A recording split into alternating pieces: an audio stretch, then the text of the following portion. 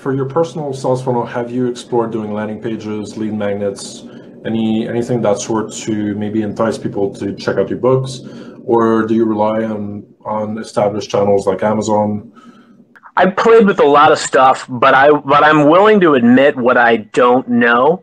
It's funny, and I wrote my first book, God, 7, 8 years ago, and I remember starting out with I had a publisher and talked with a publicist that worked there, and I did some basic recommendations that they made. Over the years, I've played around too. I actually self-published a book as well, and so I got that vantage point, and I did a lot of research before I did that, and so I started out with a couple of social media platforms, and again, Matt, you know this better than most, that how much some of these platforms from social media have changed over the years as far as what they favor, how to get clicks. So I've tried to really follow a lot of those trends, but I think the main thing that I've tried to instill in my book platform has been, writing good quality content, finding different ways to share it, and finding different ways to really engage folks. I mean, it isn't all about me. I'd rather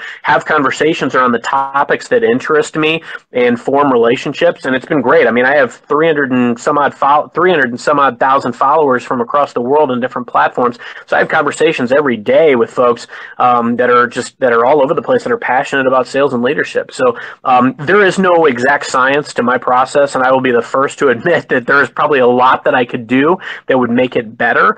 And I've tinkered with stuff in the past. I had a website, had some landing page stuff a long time ago, and I'm always open to suggestions and having those types of conversations. But it's not an exact science. But I've obviously the book's available at Barnes and Noble and on Amazon, so I've utilized existing websites that are out there. I did an audio book, and I've done a lot of video.